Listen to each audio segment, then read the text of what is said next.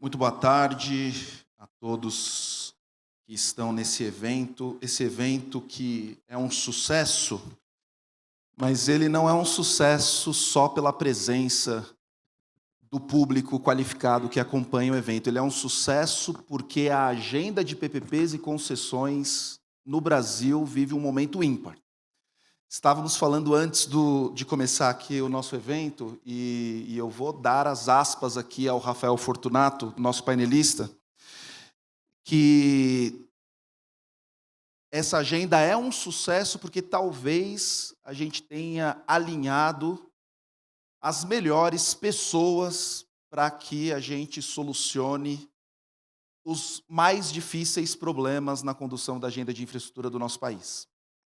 E é preciso mencionar que no ano que vem a gente completa 10 anos da criação do PPI, e quando a gente fala da palavra mudança, ela vem acompanhado de um significado positivo de transformações que foram feitas no nosso ambiente institucional, que nos trouxeram a um 2024 com recorde de leilões, 64 leilões, mais de 160 bilhões em investimentos, e eu estou contando aqui só os leilões que são conduzidos e realizados na B3. Só que essa agenda ela não para, e 2025, ministro, vai entregar 80 leilões e mais de 250 bilhões em investimentos.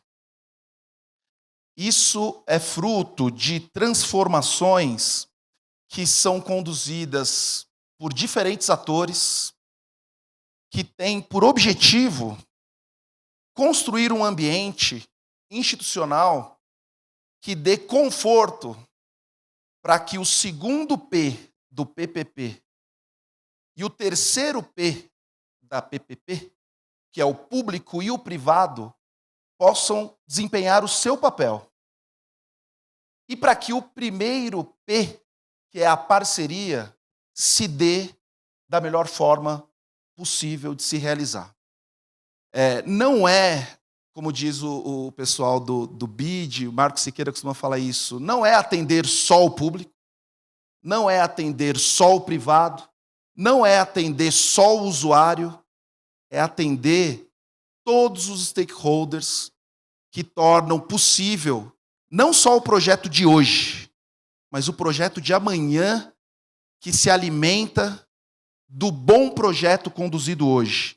O que o Carlos Nascimento, professor, comentou no painel anterior, que é a manutenção de tendência. Quando você vê que os projetos eles são bem conduzidos, bem estruturados, bem financiados, entregues, bem regulados, o que você gera é uma manutenção de tendência. Você gera a possibilidade do setor privado olhar para o Brasil e colocar o Brasil no tier 1 da atração de investimentos. Quando você escuta que o Brasil disputa capital com a Austrália, com o Canadá, e você tem ali os projetos do nosso pipeline, que é o maior pipeline do planeta para a infraestrutura rodoviária, por exemplo, Clóvis. Você tem condições que empresas estrangeiras olhem para o Brasil com uma perspectiva de décadas. Mas como que isso é possível?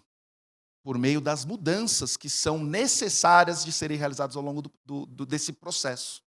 E aqui a gente tem o privilégio de ouvirmos primeiramente duas pessoas que tiveram um papel e mantêm um papel muito importante na construção dessas mudanças.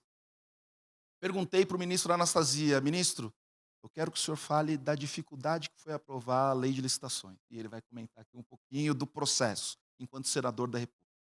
O ministro Arnaldo Jardim está no processo de aprovação da nova lei de concessões, que a gente vai falar aqui também. Uma lei de concessões que visa normatizar debates que a gente tem o tempo todo para viabilizar projetos. Equilíbrio econômico-financeiro cautelar, aportes públicos em concessões, compartilhamento de riscos. E aqui vale uma menção muito importante e um reconhecimento do papel do TCU, que muito é dito pelos doutrinadores, advogados, que a nova lei de licitações, a nova lei de concessões, ela normatiza o que já está sendo realizado.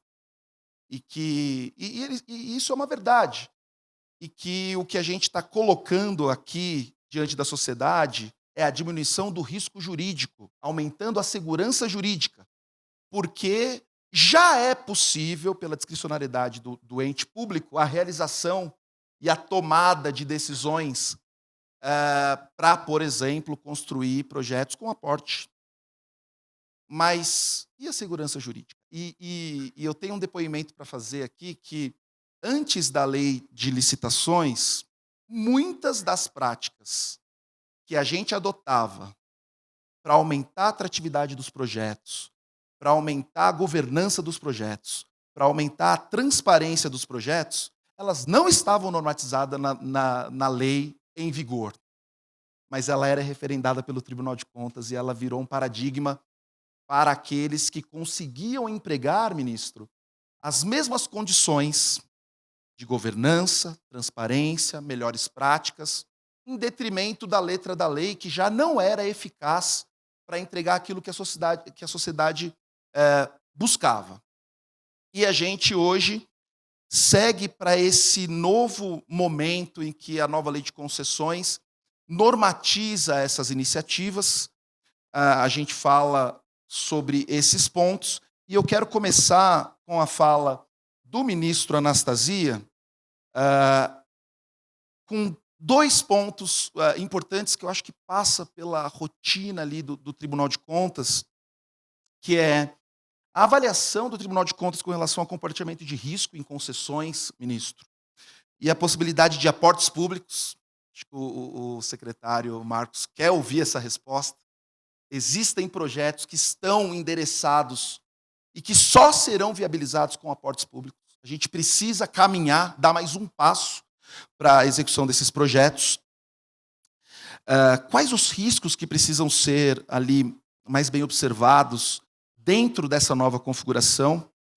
E o segundo ponto que eu queria a sua contribuição, ministro, o PL 2373, ele formaliza práticas de mercado que se consolidaram em diversos setores, mas ele não está normatizado expressamente ainda. Um deles, por exemplo, é a participação do verificador independente nos contratos de concessões e PPPs. Eu queria entender, ministro, na sua visão, qual a importância da normatização dessas práticas que vêm sendo adotadas ao longo dos anos para trazer um maior conforto para toda a sociedade na condução e execução dos seus projetos de infraestrutura?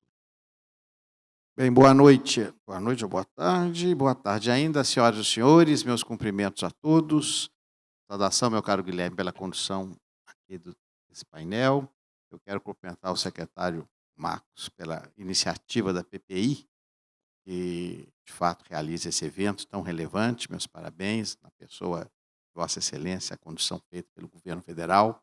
Saudar meus companheiros de painel, caro amigo deputado Arnaldo Jardim, companheiro de Advélias Lindes, não é? O nosso ilustre procurador-geral do NTT, Rafael, o Maurício Portugal.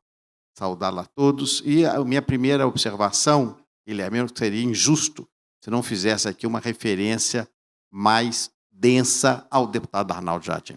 Por que motivo? O deputado Arnaldo Jardim tem cuidado do projeto de lei que moderniza a lei de concessões e a lei relativa às PPPs do Brasil como uma criança, como um pequeno bebê. E eu fico muito feliz por isso, porque eu tive esse mesmo tratamento anos atrás com a LINDB.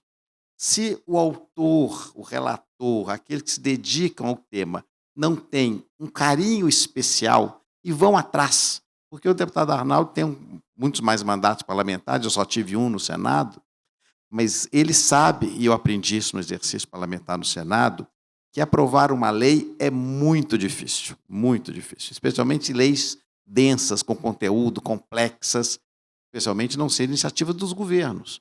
E, por isso, ao fazer um trabalho como ele tem feito, de coligir diversas iniciativas parlamentares, sedimentá-las todas em um relatório harmônico e apresentar e ter o respaldo da Casa, e depois agora no Senado, é uma tarefa ao mesmo tempo hercúlea, mas fundamentalmente já que se antevê exitosa e que merecerá os anais da nossa história. Então, deputado Arnaldo, eu quero fazer aqui essa referência pública, uma vez mais, da relevância que terá, já tem, e terá ainda mais a nova lei da modernização. E por que eu digo isso? Como o doutor Guilherme expôs aqui muito bem, quando falou dos P's da PPP, das parcerias, e eu digo sempre em toda palestra que avoca essas questões, que hoje, e eu sou do tempo antigo, o doutor Marcos não é, mas nós tínhamos recursos públicos abundantes para fazer frente às necessidades dos poderes públicos. Hoje não existe mais. Ou o dinheiro vem do setor privado, ou não se faz a obra, o investimento, o serviço não é realizado. E para que haja, portanto, uma parceria feliz, em bom ambiente, amistosa, o pressuposto dessa parceria, no qual na lei de licitação nós colocamos tanto, é exatamente um ambiente de quê? De confiança, de fidúcia. A confiança recíproca, que, infelizmente, culturalmente, nós ainda não temos de maneira sólida nos contratos administrativos, é que tem de ser o tom daqui para diante. E para que essa fidúcia se consolide, nós temos de ter segurança jurídica. E, para isso, é necessário, concomitantemente, a modernização da legislação e a jurisprudência administrativa e pretoriana, assim como, é claro, a participação de especialistas, os doutrinadores. Então, todos esses elementos, esses ingredientes colocados num só cadinho, num só receptáculo, eles vão permitir uma modificação robusta da condição de nós prestarmos contratos exitosos com ambiente de confiança e, como o doutor Guilherme disse, colocar o Brasil no primeiro lugar no ranking dos destinos atrativos de recursos que andam pelo mundo afora. Então, a procura, evidentemente, de remuneração. Ninguém vai aplicar aqui pelos belos olhos, é porque nós temos oportunidades. E as oportunidades têm de ter um ambiente adequado em contratos que eram de 30, passaram a 40, 70, até 100 anos nós vamos ter contratos daqui a pouco. Então, nós precisamos ter necessariamente, a nova lei de portos chega a 90 anos as concessões, então nós vamos precisar necessariamente de ter cada vez mais robusto esse ambiente. E, para isso, nós temos de mudar um pouco a nossa cultura. É o que nós estamos fazendo aqui. A PPI tem a obrigação institucional, doutor Marcos, de conduzir essa mudança. É responsabilidade do governo federal, que tem feito com apoio do Congresso Nacional, do controle externo, dos especialistas que estão aqui, das instituições. E aí, respondendo e deixando as minhas divagações filosóficas, porque o doutor Guilherme as fez também, então me senti autorizado, e o fez muito bem. Em primeiro lugar, a questão colocada de como o tribunal enxerga essas eventuais alterações, inclusive o aporte de recursos nas concessões tradicionais. Em primeiro lugar, eu não posso responder para o tribunal, obviamente, somos 9 e sempre digo, estou lá há 4 anos, que o tribunal julga muito em razão das circunstâncias do fato, como está na LINDB. Não é tailor-made, ou seja, cada circunstância, cada fato, cada caso é uma situação específica e tópica que vai ser apreciada face e mercê daquelas circunstâncias. Mas, falando genericamente, e a minha posição pessoal, é sempre de inovação. Porque se nós precisamos mudar a cultura, mudar o ambiente para atrair investimentos e dar segurança jurídica, confiança nos contratos, nós temos de saber que dificuldades anteriores têm de ser superadas. E uma delas é exatamente essa. A necessidade que nós vamos ter situações econômicas, estruturais, físicas, inclusive, que vão justificar aportes específicos distintos das concessões tradicionais de 100 anos atrás. Conceder o Porto de Santos, que a família Guinle recebeu pelo imperador Dom Pedro II no século XIX, é uma realidade. Hoje é outra realidade. A concessão que Dom Pedro deu ao Barão de Mauá para fazer a ferrovia primeira até Petrópolis era uma realidade. O marco legal hoje das ferrovias é outra realidade completamente diferente. Eu estou dando os extremos. Então, por quê? Cada caso será avaliado de acordo com as suas circunstâncias. Por isso, acredito que o tribunal, que num primeiro momento, e aí é citado sempre o exemplo do acórdão recente, também correto, do ministro Walton, em relação à subida da serra, o caso da Rio. Está aqui o nosso procurador, conhece bem o malsinado assunto, porque ali também é justificado o receio do tribunal e a sua posição mais conservadora, porque as circunstâncias da execução daquele contrato já levantaram, naquele caso, algumas indagações que não permitiriam, talvez, uma modificação do compartilhamento de risco, por exemplo, ou do eventual aporte. Por quê? Porque o caso concreto não lastreava. Mas tivemos o outro, e o nosso procurador acompanhou em detalhes, que eu fui relator no caso da BR-381, onde o compartilhamento de risco foi uma inovação e muito bem sucedida. Então, o tribunal, a meu juízo, não terá preconceito, um parti pris. Não, isso não pode de jeito nenhum. Até porque, como nós estamos acompanhando, e os senhores mais do que eu, o tribunal tem, nas novas circunstâncias, nova legislação, em razão do consequencialismo, que foi aqui mencionado, inclusive, e do consensualismo, hoje um ambiente muito diferente do que tinha no passado. Então, eu vejo com bons olhos respondendo à sua indagação. E a segunda indagação se refere à questão de como nós podemos introduzir nas normas aquilo que já é praticado. Quando o doutor Guilherme falava e citava os expedientes já utilizados, os institutos utilizados no procedimento licitatório sem autorização da Lei 8666 e as suas alterações antigas, eu lembrava de pronto da questão do registro de preço, que surgiu de geração espontânea, e do próprio credenciamento. Ambos foram ratificados, digamos assim, pelo Tribunal de Contas da União e depois normatizados por atos administrativos e inseridos dentro da Lei 14.103. Como relator da Lei 14.103, nós observamos que foi possível aproveitar as essências da jurisprudência administrativa do TCU, do Tribunal de Contas dos Estados, da jurisprudência dos tribunais, pretoriana também, de tal modo a colocar uma lei moderna, porque é isso que tem de ser feito. Então, acredito que essas alterações são boas. E essas alterações fáticas, concretas, que já estão acontecendo por exigências do mercado, porque a realidade se impõe, o deputado Arnaldo Jardim, de modo sábio, incorporou-as também no seu projeto, várias delas, que nós sabemos, não é? Questões multimodais, a própria questão do compartilhamento, a questão relativa ao aporte, que já são fatos da necessidade. E nós não estamos tratando aqui, meus senhores, de questões de alta indagação de natureza bizantina, filosófica. Nós estamos tratando de investimentos concretos, que eu chamo de pão, pão, queijo, queijo. É a ponte, é a estrada, é a ferrovia, é o porto, é o aeroporto, é o silo, e o país precisa disso. Então, para isso, nós temos de ser ousados, empreendedores, criativos, corajosos, claro, com amparo na norma e, fundamentalmente, no bom senso e sempre, como diz a Lindbe, justificando. Essa é a palavra mágica para tudo. E eu estou no tribunal há 4 anos e não vi nenhum processo até hoje que o gestor que tenha motivado bem, justificado bem, lastreado e comprovado a sua decisão, ainda que em tese poderia estar em desacordo com algum procedimento anterior, ele tenha sido punido, porque ele vai demonstrar a sua peculiaridade, as suas circunstâncias. Desculpe derrogar um pouco o prazo, mas acho que abrangi as 2 indagações. Muito obrigado. Perfeito. Ministro, perfeitas as ponderações. É um privilégio poder aprender aqui diretamente da fonte de tantos momentos importantes da nossa infraestrutura e também do nosso dia a dia ali na Corte de Contas. E a gente continua esse momento. Eu quero passar aqui a palavra para o deputado Arnaldo Jardim, que é, eu posso dizer, de certa forma, o patrono da infraestrutura, alguém que conversa com todos os stakeholders com o objetivo de encontrar a melhor letra para a lei. E todos mesmo.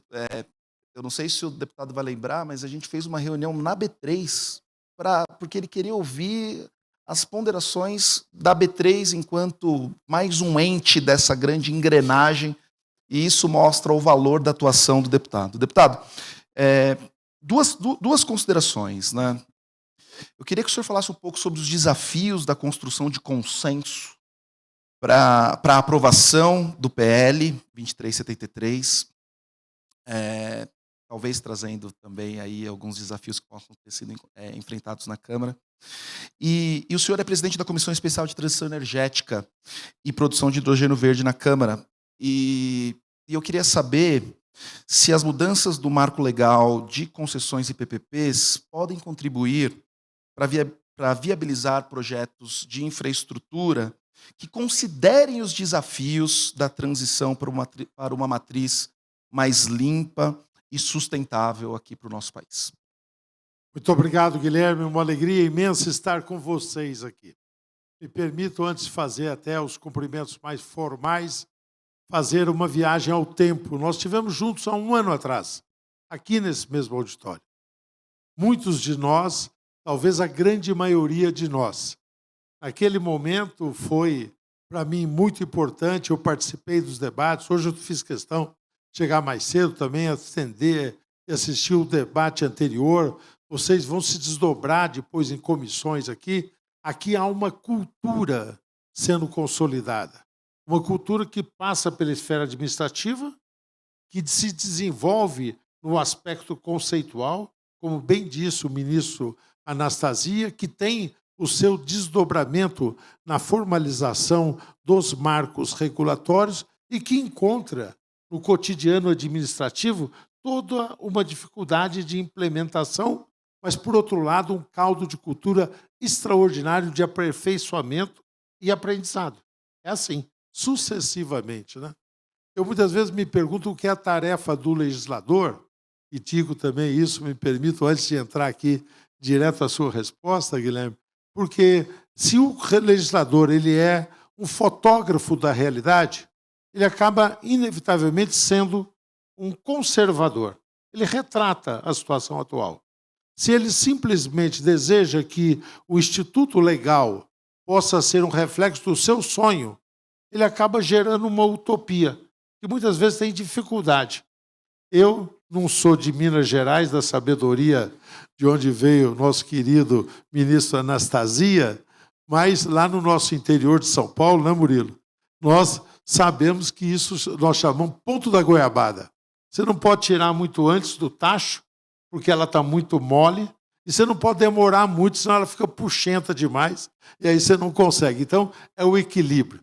Eu estou dizendo isso para agradecer a você, Marcos Cavalcante, a toda a sua equipe que você constituiu. Você é um líder da equipe.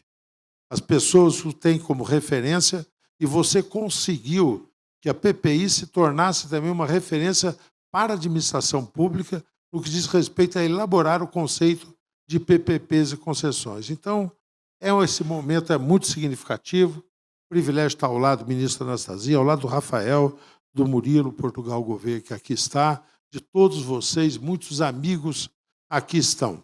Eu falei que ia fazer um passeio, Guilherme, porque nós estivemos juntos há 1 ano atrás, eu apresentei aqui premissas gerais daquilo que era o projeto que nós estávamos apresentando e falei, me ajudem todos, e já tinha um grau de consenso bastante estabelecido, a ver isso aprovado na Câmara. E olha o que aconteceu, foi no final do ano, retomamos lá o trabalho na Câmara, tá certo? E o que acontece? Dia 7 de maio, nós aprovamos. 7 de maio, tá certo? Foi aprovado. Que situação? Vou até contar a peculiaridade, para ver em que momento nós aprovamos esse parecer, tá certo? É muito sintomático. Hoje, todos estão muito falando das questões políticas. Eu vou mencioná-las só como um episódio. Mas naquele dia, a Câmara estava votando numa votação muito acirrada, gritos, repleto de adjetivos, toda a polêmica, aquele esforços físicos, autorização ou não para que fosse processado o ramagem. Tá certo? Naquele dia. Quando terminou essa discussão, vocês imaginem o que tenha sido, a polêmica que se estabeleceu, eram 9 e pouco da noite. Eu falei, acho que nós vamos tirar isso de pauta, né? Porque ia votar um projeto dessa dimensão. Atualizar a legislação sobre PPPs e concessões. Tá certo? O que nós decidimos? Não, vamos tocar. Afinal de contas, nós tínhamos discutido bancada por bancada, líder por líder. E nós tivemos, depois de uma sessão polêmica, o projeto foi apresentado e nós conseguimos que do PL ao PT todos votassem a favor. Apenas 18 votos contrários ao projeto. Por quê? Porque ali conseguiu-se passar que não era um interesse momentâneo, era um interesse estratégico, que não era uma questão de governo, era uma questão que transcendia governo, era uma questão de Estado. Então, a pergunta é o seguinte, como é que se constrói consenso? Primeiro, quando há uma mobilização da sociedade. Segundo, quando isso significa uma expressão de vontade. E terceiro, quando você consegue fazer com que o debate de conteúdo prevaleça sobre as questões ali mais momentâneas. Foi isso que nós constituímos, vocês constituíram, pela construção que se fez anteriormente, e assim foi aprovado. De lá para cá, eu me permito também fazer um passeio e lembrar algumas questões. O que aconteceu? Nós tivemos a votação da reforma tributária, com grande incidência sobre o texto. Foi mencionado no painel anterior. Vai ter que fazer ajustes. Por que um dos pontos que eu coloquei no projeto, todos concordaram, mas muitos só se deram conta da repercussão depois, dá uma flexibilidade, ministra Anastasia, para que a sociedade de propósito específico possa ser constituído ou antes ou depois do aporte de capital. Por quê? Porque tem natureza tributária distinta. Essa flexibilidade que cada contrato possa identificar. Quando isso foi dito, muitos acharam estranho. Hoje, depois que nós temos um processo de reforma tributária, isso ficou muito mais nítido. Depois disso, nós tivemos, ao longo desse período, um avanço, e aí também o Marcos Cavalcante teve um papel importante, e muitos das senhoras e dos senhores que aqui estão concorreram para isso, porque nós conseguimos aprovar as debêntures de infraestrutura e elas foram regulamentadas. Aconteceu agora, desse ano para cá. Isso significa um outro bolso.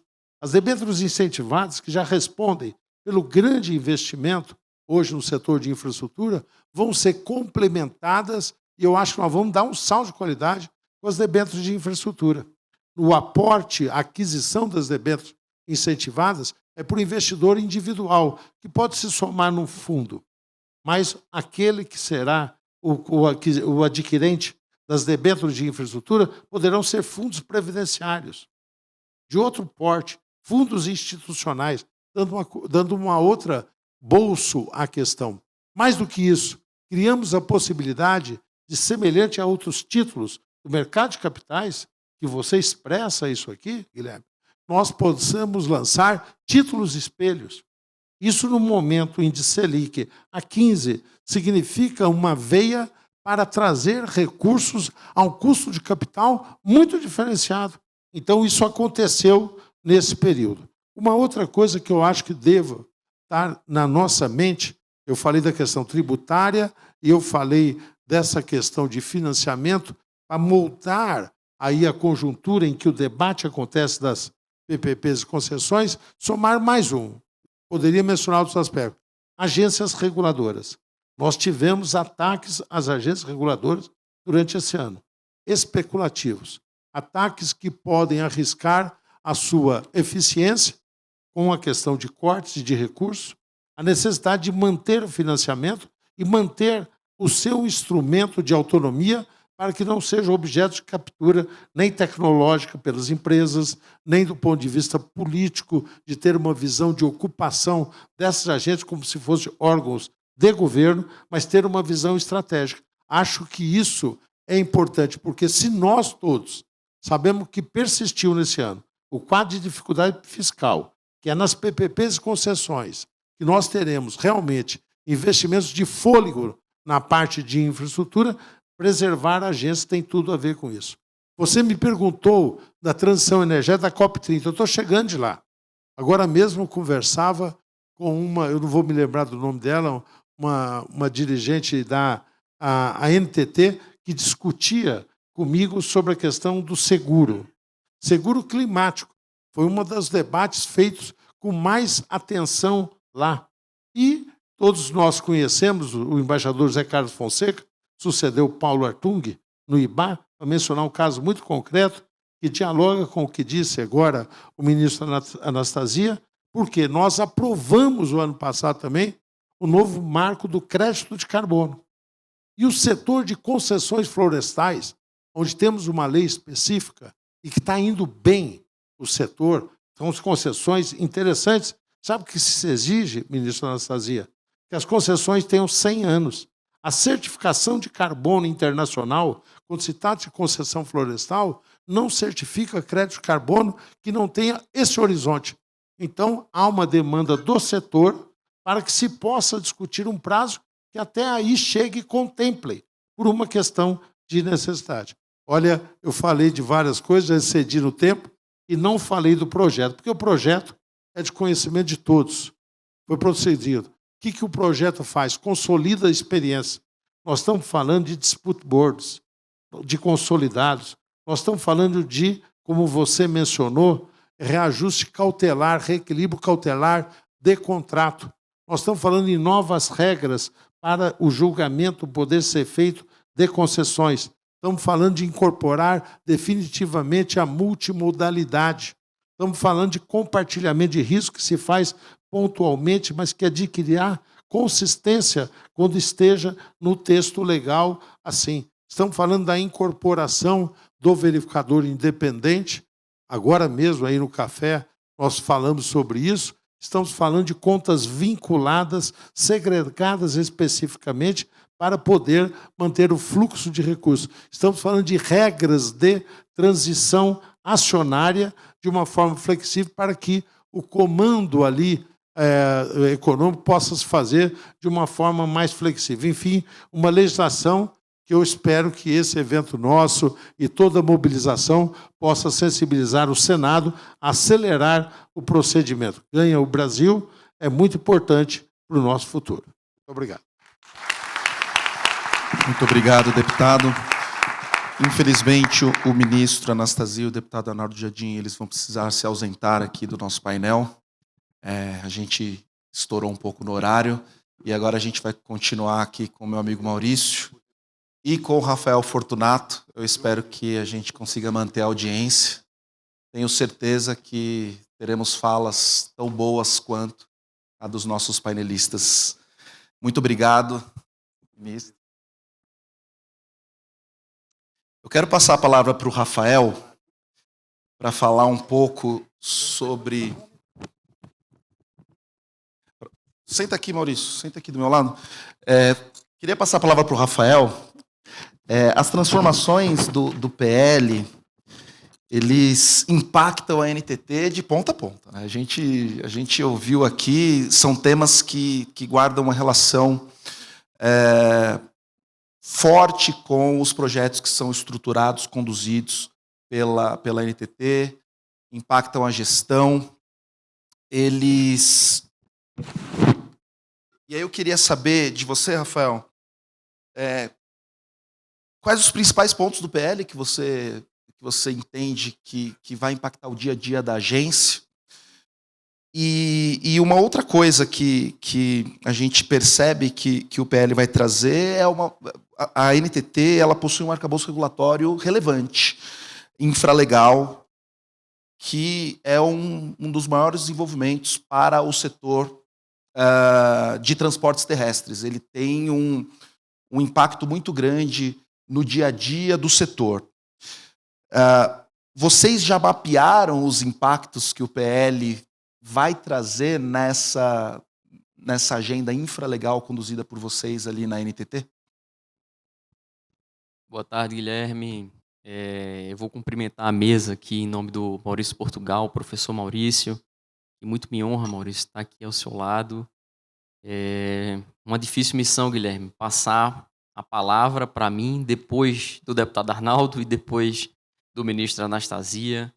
Eu vinha te falando ali, conversávamos com os ministros, que parece que o mundo da infraestrutura, de fato, ele vive um alinhamento dos astros, né? A gente tem o ministro Anastasia, o ministro Bruno, o ministro Benjamin, dentro de um tribunal de contas muito mais moderno, para ficar em alguns nomes, um tribunal de contas que olha para a regulação de uma forma diferente, e eu diria uma regulação responsiva, uma regulação que não está preocupada mais em punir o gestor, mas entender o lado do gestor e construir as soluções junto ao gestor. E eu não poderia deixar de dizer isso, porque fiz parte dessa casa do PPI por mais de 5 anos. Me sinto muito à vontade de falar aqui, eu tenho uma alegria enorme. Estão aqui vários dos meus amigos. E o PPI ele foi responsável por essa guinada. Lá atrás, foi construído um projeto que se intitulou PPP+. O professor Egon, o professor Carlos Ari Sandfeld escreveram esse projeto e, como fruto desse projeto, nasceu o PPI. O PPI, hoje, ele se coloca, Guilherme, e eu tenho muita convicção disso, como um selo de qualidade para os projetos de infraestrutura.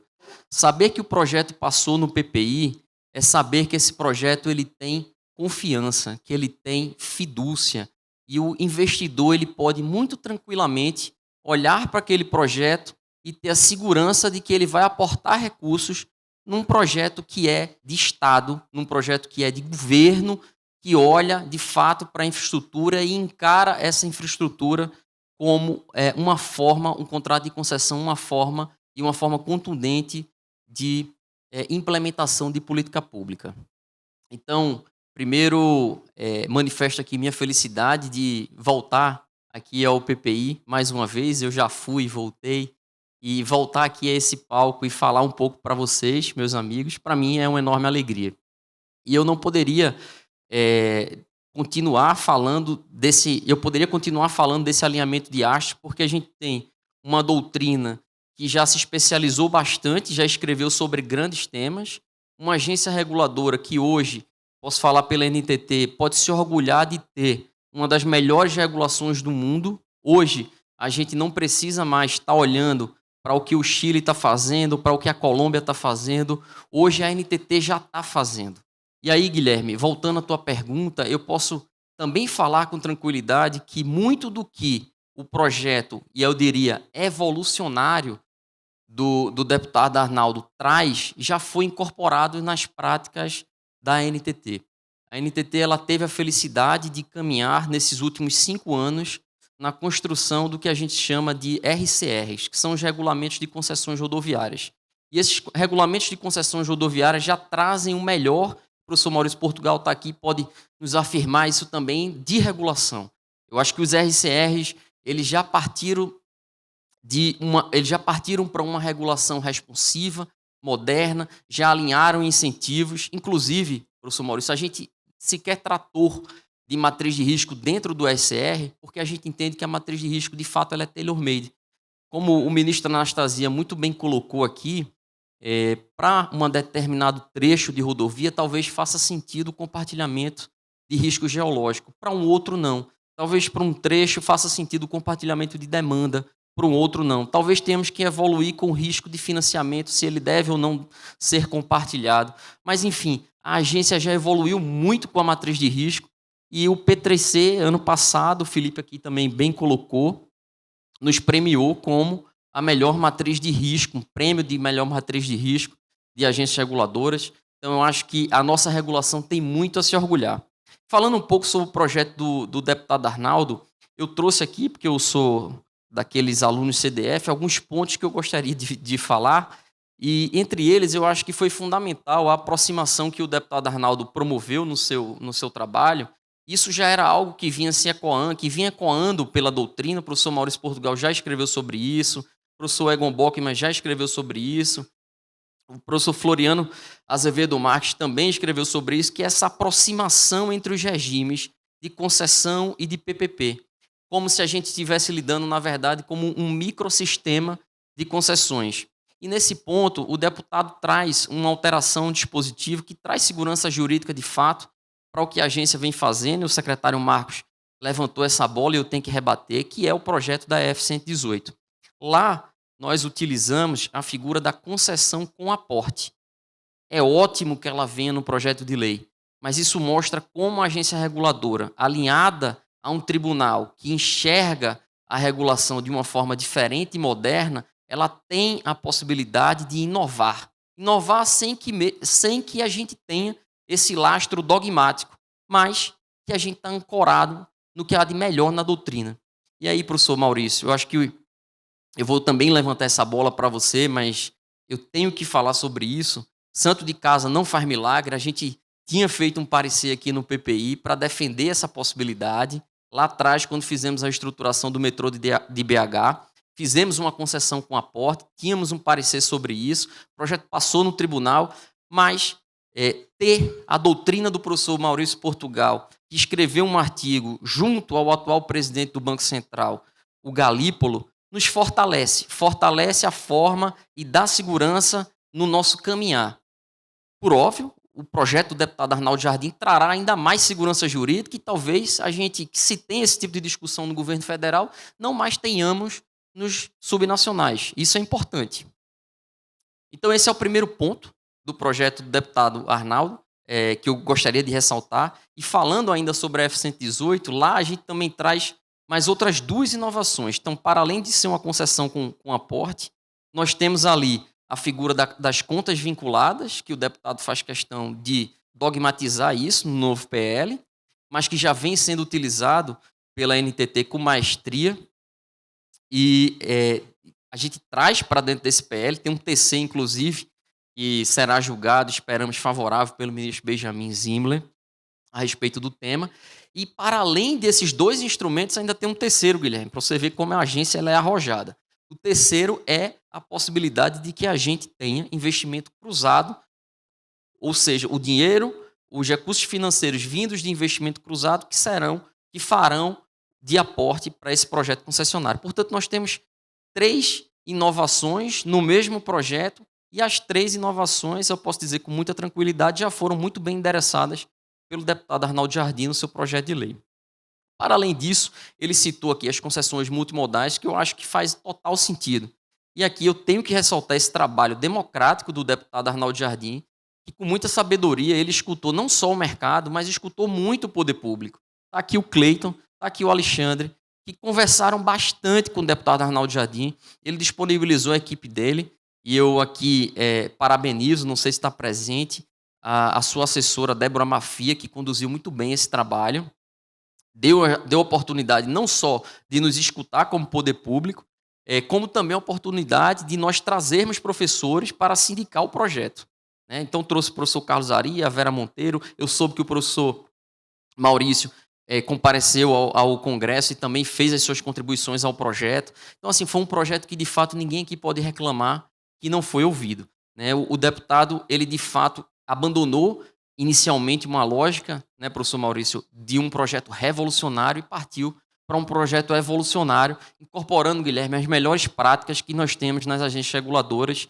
E eu tenho segurança para dizer que a NTT hoje, especialmente depois, com a conclusão, ano passado, do 5º RCR, de extinção contratual, já vinha incorporando essas melhores práticas que foram espraiadas no PL do deputado Arnaldo Jardim. Então, hoje, é motivo de orgulho, nós temos que ter orgulho da nossa regulação e nós temos que ter orgulho do que o Programa de Parcerias e Investimentos vem fazendo para a nossa infraestrutura, levando as melhores práticas do governo federal para o subnacional e tratando isso com muito cuidado, levando sempre o seu selo de qualidade.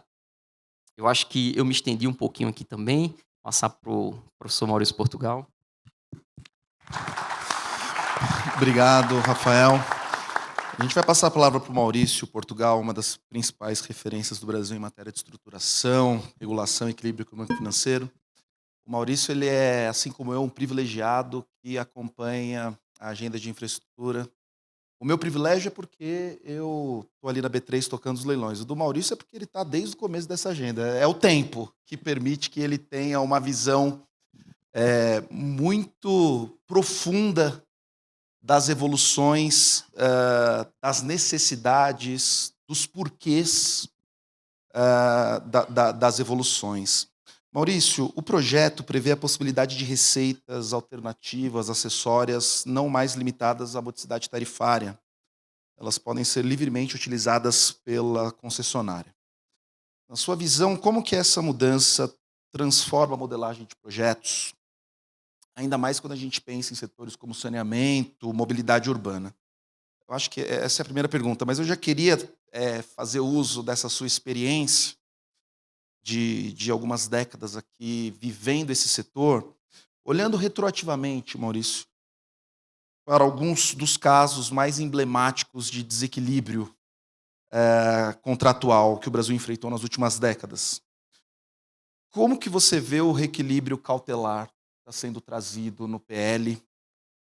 Ele é suficiente para mitigar as questões que a gente viveu nesses projetos, se você fizer uma análise ali daquilo que você observou e do que o PL propõe?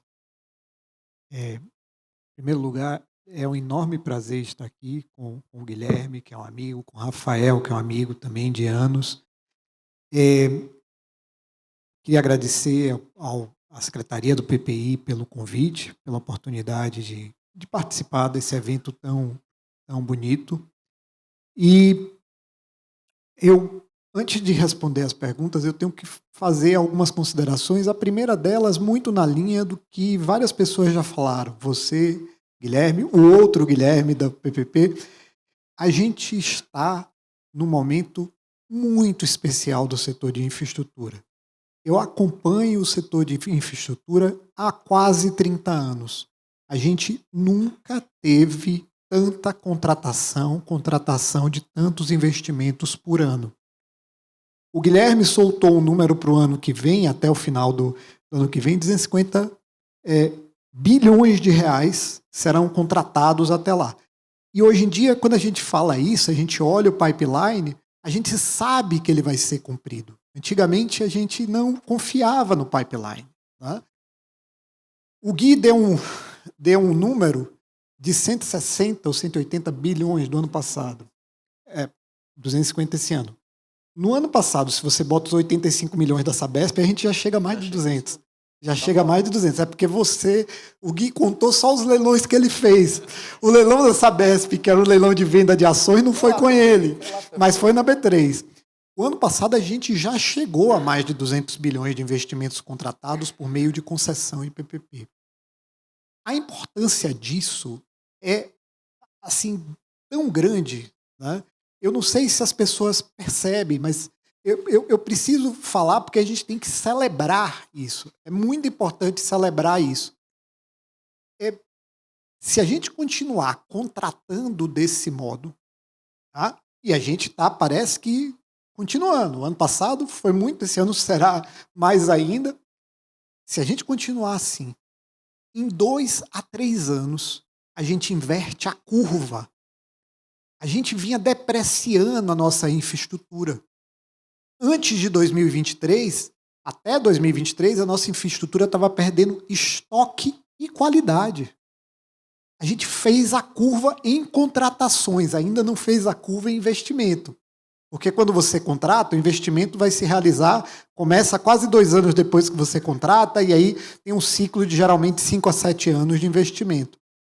Se a gente continuar contratando assim, se esses contratos forem minimamente cumpridos, a gente vai inverter a curva. E aí, finalmente, o país vai começar a realizar um sonho, que é um sonho que vem de mais de 30 anos, né? Que é trazer a sua infraestrutura para um patamar adequado ao nosso nível de desenvolvimento, porque a gente sempre esteve atrás de todos os países que são comparáveis ao Brasil. Finalmente, a gente vai conseguir tirar esse sonho do papel. E aí é preciso fazer homenagem, né? A gente tem que celebrar isso e tem que fazer homenagem àqueles que contribuíram para isso. Deputado Arnaldo Jardim, eu queria fazer essa homenagem em presença, mas infelizmente ele não está aqui. Todo mundo tece loas as mudanças que aconteceram, que vão acontecer, né, com o projeto de lei que está em tramitação. Eu vou dizer para vocês, a coisa que eu acho mais importante do projeto de lei que está em tramitação é o que ele não muda. Ele não muda. Não sei se vocês se lembram, o deputado Arnaldo Jardim, quando ele começou essa discussão, ele queria um projeto que alterasse estruturalmente e substituísse a lei de PPP e a lei de concessões atual. Era isso que ele queria. E eu tentei me aproximar dele, né, ele não me conhecia, tentei me aproximar dele e tentei convencê-lo de que não fazia sentido.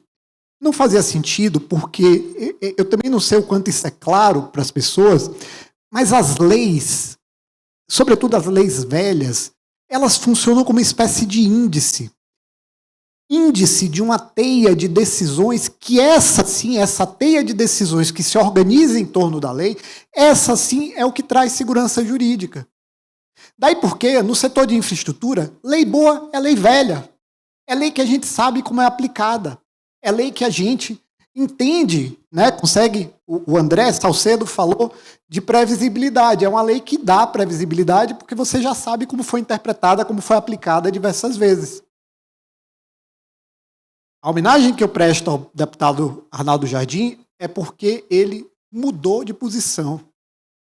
Ele não fez isso por mim, ele não fez isso por outras pessoas que chegaram a ele pedindo que ele mudasse de posição e fizesse um projeto com alterações pontuais. Não foi por mim, não foi pelas outras pessoas. Ele fez porque ele é um estadista. Ele fez porque ele percebeu que, de fato, ia ter perda de segurança jurídica se fosse feito o que ele queria fazer, que era aprovar uma lei que mudava estruturalmente. É evidente que várias pessoas cooperaram nisso. O Marcos Cavalcante teve a oportunidade de convencê-lo também, mas acho que a gente não pode tirar o mérito dele, e por isso eu o homenageio de ter sido humilde, mudado de posição, com a visão de que ele tinha que fazer o que era melhor para o país. Bom, então, dito isso, a outra coisa que eu queria dizer, eu vou terminar não tendo tempo de responder suas perguntas, porque tem tanta coisa importante para fazer. A outra coisa que eu queria dizer é assim, hoje, e aí Rafael faz parte disso, Marcos faz parte disso, a Viviane que esteve aqui faz parte disso, o ministro Renan, o ministro Rui Costa, assim, tem muita gente que faz parte disso. O pessoal da NTT, né, os diretores da NTT, mas hoje a gente tem o melhor time de infraestrutura da história desse país. Se a gente está conseguindo fazer o que está fazendo, é por isso, né? E aí eu acho que a gente não pode só homenagear os atuais, né? Aquelas pessoas que estão fazendo isso agora. Porque elas fizeram muito, mas se beneficiaram de um legado que vem de anos. Eu me lembro do Adalberto Vasconcelos, né, amigo de muitos de nós no setor de infraestrutura. Me lembro do Tarcísio, que por razões políticas eu não deveria nem estar mencionando, mas prestou uma contribuição também ao país. Eu me lembro das Natálias, Natália Marcaça, Natália Rezende, né? Aliás, várias mulheres no setor de infraestrutura prestaram contribuições extremamente importantes nos últimos anos. A Viviane está fazendo um trabalho primoroso, né, no setor. Então, eu acho que a gente precisa voltar para o passado, colocar o nosso olhar para o passado e ver que tem muita gente que contribuiu para isso. À medida que a gente vai ficando velho, a gente percebe que a gente não faz nada sozinho, né? É sempre as coisas que realmente mudam a realidade são aquelas coisas que são feitas em conjunto, né? Que existe um sonho conjunto. E eu, sendo sincero com você, olhando o que já fizemos, nunca estive mais esperançoso de que a gente vai chegar no nosso destino. Nunca, nunca. Para mim, é impressionante como o país mudou em pouco tempo, né? A gente veio andando de lado muitos anos e de repente mudou. Agora, para entrar nas suas perguntas, se eu tiver tempo, vou falar. Tem 3 perguntas, tem uma também do Rafael. Vou falar da do Rafael, que é mais rápido. Esse negócio de não poder aporte em concessão, em minha opinião, não faz o menor sentido. Primeiro, porque a própria lei de concessão fala que você pode prever indenizações nos contratos. E se a gente pode mudar os contratos estruturalmente nos processos de renegociação, por que a gente não pode mudar para prever pagamento público durante a obra? Não consigo entender, reequilibrando e fazendo o que tem que fazer. Poderia, inclusive, mudar contratos em curso. Quanto mais licitar contratos com previsão de pagamento público. A forma assim, eu não vou nem entrar, porque eu não tenho tempo aqui, nesse raciocínio que eu conseguiria fazer também, olhando as leis orçamentárias, olhando as leis sobre contabilidade pública, a lei 6.320, né, o artigo que eu escrevi com o Galípolo era muito em cima da lei 6.320. Mas a gente nem precisa entrar nisso. Tá? Basta prever, basta notar, né? Veja, o que a lei de concessão proibia era a garantia de demanda mínima no artigo 24, que foi. O artigo 24 permitia, ele foi vetado, e a interpretação é que você não pode fazer garantia de demanda mínima. Mas pagamento público, lá está previsto que você pode fazer indenizações. Tá? E por que não pode prever, então, obrigações originárias? Eu acho muito melhor prever aporte, muito mais seguro, do que prever como estava na consulta pública, auxílio financeiro. Aquilo é que eu acho que não faz sentido, porque não existe essa categoria. Mas aporte existe. Do ponto de vista da lei orçamentária, chama-se subsídio. Está lá escrito, artigo 12 da lei 6.320. Então, tem pelo menos 3 projetos, eu vou citar 2, que usou aporte. O primeiro foi a Via Rio. A Via Rio, aquela rodovia que foi construída entre 2 regiões importantes para a Olimpíada, essa rodovia é uma rodovia Greenfield, né, e previa aporte. Era uma concessão com aporte. Né? A segunda, eu até dei o exemplo, a linha amarela, anterior a ela, também tinha isso. Né, lá atrás. Né, isso aí tem 30 anos. Né, ninguém se lembra por isso. Bom, então, dito isso, volto para as perguntas do Gui. Eu acho que é excelente ter um dispositivo legal que diz que receitas acessórias podem ser completamente devotadas ao concessionário e não serem revertidas para a modicidade tarifária. Acho excelente. Mas eu não posso deixar de notar que a gente já fazia isso. Né? Os contratos já faziam isso. Então, colocar na lei cria um pouco mais de segurança jurídica. Mas não é uma novidade. Né? Já tem contratos que dizem claramente que toda a receita acessória recebida pelo concessionário, ele se apropria. Tá? E, evidentemente, que quando ele se apropria, você reduz a pressão tarifária. A tarifa ao usuário se torna menor. O pagamento público se torna menor no caso de uma PPP.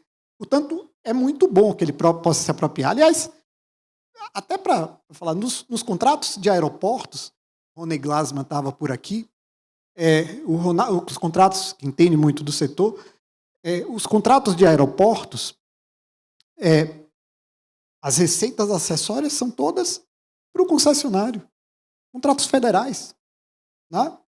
Primeira, segunda, terceira, quarta, quinta, sexta rodada, todas elas.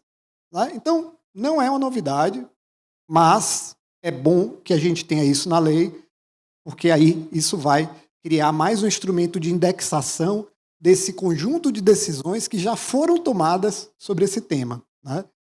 Foi a outra pergunta? Equilíbrio cautelar, isso é maravilhoso. 1 minuto, né? Em 2021, quando a Marta Seiler, que era alguém também que eu devia ter citado para homenagear, a Marta Seiler sentava na cadeira que o Marcos senta hoje, eles fizeram aquele diálogos com o PPI. E eu vim com uma apresentação que tinha só um tópico. Eu disse, eu não quero fazer sugestão nenhuma. O único tópico era, eu não chamava de cautelar, eu chamava de reequilíbrio provisório. Mas era exatamente isso. Eu botava uns gráficos com as curvas da subida do valor da compensação. Está acontecendo hoje com o caso que eu estou trabalhando. Cada ano que atrasa a compensação são 50 milhões a mais que o Estado paga. Por quê? Porque eles corrigem, os reequilíbrios se corrigem ou pela taxa interna de retorno originária prevista no plano de negócios, ou pela taxa de desconto do fluxo de caixa marginal, que emula uma taxa interna de retorno. Tá? Então, é uma dívida caríssima, a dívida de reequilíbrio. Você poder pré-pagar essa dívida, tá? Reduzir, portanto, o custo de carregamento para o usuário e poder público faz todo sentido. Então, acho que esse é um dos pontos altos da lei. A lei tem alguns pontos que eu não acho que sejam muito bons. Já falei isso até para o deputado Aláudio Jardim, mas esse, definitivamente, é o melhor ponto da lei. Dito isso, já tomei todo o tempo que eu podia tomar. Quero agradecer novamente a oportunidade de estar aqui com o Rafael, com o Gui, com os já ausentes ministro Anastasia e deputado Arnaldo Jardim, e dizer que estou à disposição, sempre estou à disposição para discutir esses temas, que são temas da minha vida. Obrigado, Maurício. Maurício, o professor que além de responder as perguntas, deu uma aula de media training. Você pergunta uma coisa, ele fala outra e está tudo certo. Obrigado, Maurício. Obrigado, Rafael.